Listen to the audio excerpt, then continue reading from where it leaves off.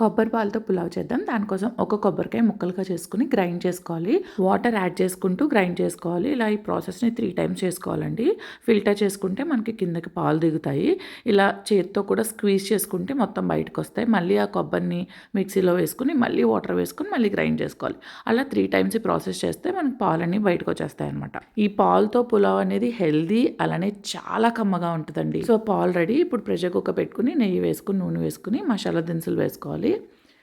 అలానే ఉల్లిపాయ పచ్చిమిర్చి వేసుకుని వీటిని ఒకసారి వేయించుకోవాలి. ఇవి వేగిన తర్వాత అల్లం వెల్లుల్లి పేస్ట్ వేసుకుందాం. రుచికి సరిపడా సాల్ట్ వేసుకుందాం. నేను ఇంకా గరం మసాలా ఇవి ఏం వేయట్లేదండి.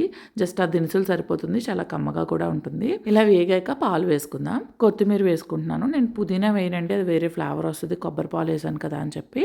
ఇది మరుగుతున్నప్పుడు ఆల్రెడీ అరగంట నానబెట్టి పెట్టుకున్న బాస్మతి రైస్ యాడ్ చేసుకోవాలి.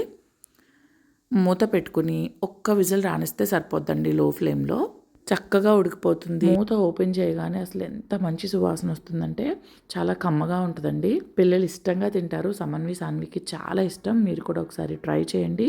కొబ్బరి పాలు కొద్దిగా హెవీ కాబట్టి నేను ఇందులో జీడిపప్పులు ఇవేం వేయలేదండి. అది డైజెస్ట్ అవ్వడానికి ఇంకా హెవీ అవుతుందని చెప్పి ఇలా ప్లెయిన్ చేయండి సరిపోతుంది. వీళ్ళకి మటన్ కర్రీ వేసి నేను పెట్టాను అనమాట కొబ్బరి అన్నం. మరి ఫాలో కొట్టారా లేదా? ఫాలో చేస్తేనే నేను పెట్టే రెసిపీ అప్డేట్స్ అన్నీ మీకు వస్తాయి. వీడియో సేవ్ చేసుకుంటున్నారా? మరి లైక్ చేయండి.